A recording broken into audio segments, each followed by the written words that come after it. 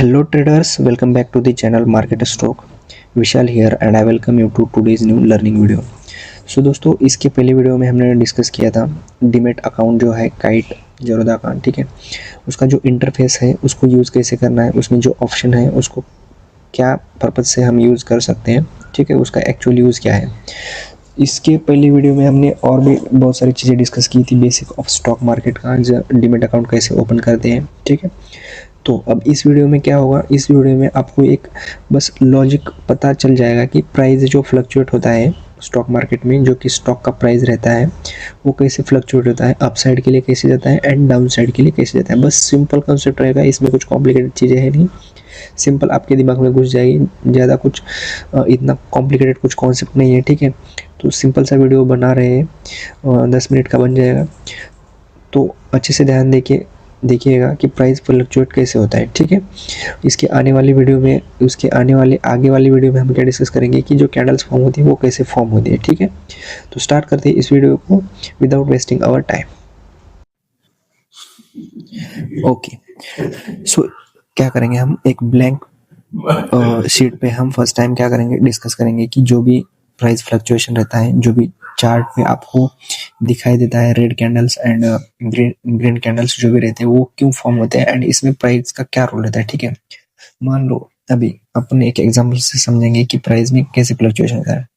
Consider करो कि आपके पास कोई 10,000 रुपीज़ है, ठीक है, 10,000 रुपीज़ है, ठीक है आपके पास। अब आपको इसको क्या करना है, ग्रो करना है। तो ये क्या होता है, ऐसे ग्रो होता हुआ जाएगा। जैसे फॉर एग्जांपल आपके पास 10,000 है, तो उसके बाद क्या होगी, 20,000 आएंगे, उसके बाद 30,000 आएंगे, उसके बाद 40 आएंगे, उसके बाद 50 आएंगे। ऐसा करता हुआ क्या हो जाएगा, बढ़ता हुआ आपका पैसा चला जाएगा, ठीक है। उसी तरह से जैसे कम आपके पास अभी जैसे मान लो 10,000 ही है, ठीक है, 10,000 है और ये कम होता जा रहा है पैसा। जैसे कुछ काम किया आपने और उसमें लग गए 5,000, ठीक है, दूसरा कुछ काम कर दिया तो उसमें लग गए आपको 4,000, तो आपके पास बचे कितने, 1,000 रुपए, ठीक है। तो इस तरह से क्या रहता है, स्टॉक मार्केट में भी क्या होता है, प्राइस फ्लक्चुएट होता है। मतलब कि क्या, जैसे लो प्राइस पे है, जैसे फॉर एग्जांपल समझ लो कि स्टॉक का प्राइस है 100 रुपए पे, ठीक है। अब इसको बढ़ना है तो क्या करना पड़ेगा, ऊपर जाना पड़ेगा। तो ऊपर कैसे जाएगा, ऊपर तो ऐसे ही जाएगा ना, 101, 102, ठीक है। तो इसी तरह से क्या रहता है, जब ये ऊपर जाता जाता है ना, तब इसको क्या करते हैं,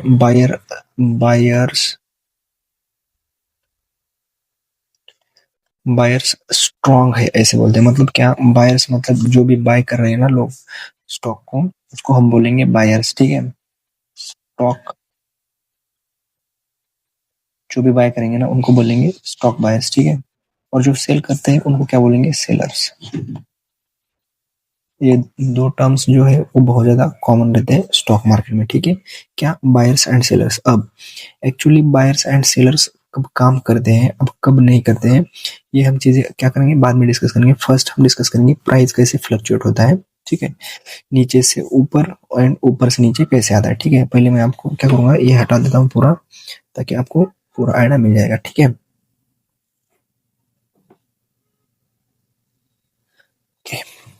देखो जैसे अब ये क्या है, एक शेयर का प्राइस है, मान लो 10 रुपीज़ है, ठीक है, 10 रुपीज़ है।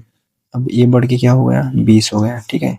मान लो ये बढ़ के क्या हो गया, 30 हो गया, मान लो और बढ़ गया 40 हो गया, और बढ़ गया 50 हो गया, और बढ़ गया तो कितना हो जाएगा, 60 हो जाएगा, ठीक है। तो इसी तरह से क्या करता है, क्या होता है कि फॉर एग्जांपल मान लो कि यहाँ पे कैंडल इतना था, ठीक है। अब यहाँ पे जाके यहाँ से फिर आगे फ्लक्चुएट किया कैंडल, ठीक है, तो कितना बनेगा, तो यहाँ से ऐसा बनेगा। उसके बाद आगे फ्लक्चुएट किया तो और कैंडल बनेगी, ठीक है। तो ये क्या होता हो जाएगा, प्राइस ऊपर चलता जाएगा। मतलब अगर अपन ग्राफ निकालें, लाइन ग्राफ, तो क्या होता जाएगा, ऐसा प्राइस ज़्यादा हो जाएगा ऊपर। मतलब क्या आ रहा है, मार्केट में बायर्स ज़्यादा आ रहे हैं एंड प्राइस को क्या कर रहे हैं, ऊपर लेते जा रहे हैं, ठीक है। तो इस टाइप से क्या होता है, अपना बाइंग का चार्ट क्रिएट होता है, ठीक है। मार्केट में क्या होता है, ये बाइंग का चार्ट क्रिएट होता जाएगा, ठीक है। जैसे प्राइस ऊपर जाता जाएगा तो क्या होगा, एक चार्ट फॉर्म होगा, एक पैटर्न फॉर्म होगा मार्केट का। जो भी आप चार्ट यूज करते हो, फॉर एग्जांपल आप लाइन चार्ट यूज कर रहे हो, ठीक है, तो आपको इस तरह से लाइन दिखेगी। अगर आप कैंडल चार्ट यूज कर रहे हो तो आपको क्या दिखेगा, उसमें ऐसे अलग अलग कैंडल दिखेंगे। ठीक है, ठीक है। अब ये हो गया एक कंसेप्ट ऊपर जाने का। ठीक है, अब इसको मैं हटा देता हूँ तो आपको दूसरा कंसेप्ट बता दूं। ठीक है, अब इसी तरह से क्या हो सकता है, इसी तरह से फॉर एग्जांपल मान लो कि किसी स्टॉक का प्राइस 100 रुपये है। ठीक है, अब 100 रुपये से मान लो कि ये 50 आ गया। ठीक है, 40 आ गया, 20 आ गया और 10 हो गया। ठीक है, तो ये क्या हो रहा है, ये क्या हो रहा है, नीचे डाउन आता आ रहा है। ठीक है, इसी तरह से क्या हो जाएगा, एक डाउन साइड का चार्ट फॉर्म हो जाएगा, मतलब सेलिंग का चार्ट फॉर्म हो जाएगा। ठीक है, तो हम इसमें क्या बोल सकते हैं कि सेलर्स बहुत ज्यादा स्ट्रांग है।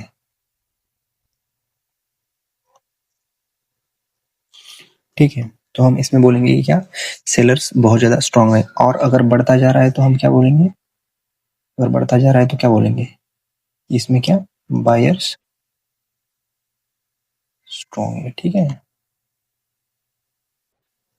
ओके, हो गया। एक कंसेप्ट रहता है प्राइस फ्लक्चुएशन का, जैसे ऊपर जा रहा है तो क्या हो रहा है, बायर्स बहुत ज्यादा आ रहे हैं और प्राइस क्या हो रहा है, कम प्राइस से बहुत आगे बढ़ता जाता जा रहा है एंड उसका प्राइस एक लिमिट में आके क्या करेगा, रुक जाएगा। रुकता नहीं है, मतलब कि क्या हो जाएगा, वहां से थोड़ा सा फॉल आ जाएगा, वहां से थोड़ा सा क्या हो जाएगा, कंसोलिडेट करेगा मार्केट, मतलब क्या करेगा कि ऊपर भी नहीं जाएगा और नीचे भी नहीं जाएगा। ठीक है, तो अब ये हो गया एक कंसेप्ट की डायरेक्टली बाइंग और डायरेक्टली सेलिंग का। अब इसमें क्या हो सकता है, और दूसरा कॉन्सेप्ट, इसमें दूसरा कॉन्सेप्ट क्या रहेगा कि फॉर एग्जाम्पल मान लो, जैसे अब 100 रुपये प्राइस है। ठीक है, ये बढ़ गया 120 आ गया। ठीक है, तो ऐसा नहीं नहीं रहेगा ना कि 120 तक आया है तो डायरेक्टली 130 पे जाएगा या फिर 150 पे जाएगा। ऐसा भी हो सकता है कि 120 से ये नीचे आ सकता है, 105 पे आया। ठीक है, या फिर 90 आ गया, ऐसे भी हो सकता है। तो क्या हो जाएगा कि जैसे ऊपर जा रहा है तो कभी ऐसा भी आएगा नीचे, ऐसे भी ऊपर चला जाएगा। ठीक है, फिर क्या हो जाएगा, यहाँ से ऐसा नीचे आएगा, यहाँ से ऊपर चला जाएगा। कभी ऐसा भी हो सकता है कि डायरेक्टली नीचे फॉल कर सकता है। ठीक है, तो ये जो पूरा रहेगा, जो 100 का प्राइस था 90 में आ जाएगा। तो इससे हमें क्या समझ में आ रहा है कि प्राइस का जो फ्लक्चुएशन रहता है वो डायरेक्टली नहीं होता है। तो इसमें क्या रहता है, अप साइड भी जाएगा, डाउन साइड भी जाएगा, लेकिन इसमें क्या रहेगा, एक ट्रेंड जो है वो परफेक्शन में रहेगा। जैसे अप साइड में जा रहा है तो क्या रहेगा, अप ट्रेंड जो रहता है, अप ट्रेंड जो रहेगा वो परफेक्ट रहेगा। ठीक है, तो अगर अप ट्रेंड में मार्केट है तो क्या हो जाएगा, ऐसे ऊपर जाता जाएगा। ठीक है, और अगर डाउन ट्रेंड है तो क्या रहेगा, ऐसे नीचे आता जाएगा। ठीक है, तो अब समझ लो इसमें क्या रहता है, इसमें दूसरा कंसेप्ट आएगा। दूसरा कॉन्सेप्ट क्या रहेगा कि यही रहेगा, फॉर एग्जाम्पल जैसे मान लो मेरे पास 100 रुपए का एक स्टॉक है। ठीक है, अब ये बढ़ के हो गया 120। ठीक है, और बढ़ गया 140 हो गया, और बढ़ गया 150 हो गया और 200 पे आ गया। ठीक है, अब देखो यहाँ पे क्या हो रहा है कि प्राइस बढ़ता जा रहा है, बढ़ता जा रहा है, बढ़ता जा रहा है। ठीक, अब एक लेवल पे आके क्या हो जाएगा, यहाँ पे सेलर्स एक्टिव हो जाएंगे। ठीक है, अब मान लो यहाँ पे क्या हुआ, सेलर्स एक्टिव हो गया, तो यहाँ पे क्या करेंगे, एक पर्टिकुलर प्राइस तक इसको फॉल करेंगे स्टॉक को। ठीक है, मान लो कि ये यहाँ से यहाँ तक आ गया, यहाँ तक आ गया, यहाँ पे कितना है, मान लो ये 110 पे आ गया। ठीक है, तो अब क्या हो रहा है, एक पैटर्न फॉलो हो रहा है मार्केट में कि एक अप ट्रेंड में तो जा रहा है, लेकिन कैसे जा रहा है, एक डाउनफॉल दे रहा है, उसके बाद अपसाइड जा रहा है। ठीक है, इसी के साथ साथ क्या कर रहा है, ऐसा कर रहा है, कंसोलिडेट हो रहा है, उसके बाद अप ट्रेंड में जा रहा है। ठीक है, मतलब क्या होता है, मार्केट का जो प्राइस फ्लक्चुएशन रहता है वो हम लॉजिकली पता कर सकते हैं, लेकिन हम कंफर्म नहीं कर सकते कि ऐसे ही होगा। ठीक है, मतलब हम एक कॉन्सेप्ट लेके चल सकते हैं कि अप ट्रेंड में जा रहा है तो एक पैटर्न फॉलो करता हुआ जाएगा, अप ट्रेंड में जा रहा है, एंड डाउन ट्रेंड में भी आ रहा है तो एक पैटर्न फॉलो करेगा नीचे आने के लिए। ठीक है, तो अब यहाँ पे क्या आता है, कॉन्सेप्ट आते हैं दो, कौन से, फर्स्ट वाला आएगा, अगर हम उसको जनरल टर्म में देखेंगे तो ट्रेंड का कॉन्सेप्ट। ठीक है, ट्रेंड में क्या आएंगे, दो आएंगे। ठीक है, एक तो आएगा अप ट्रेंड और दूसरा आएगा डाउन ट्रेंड।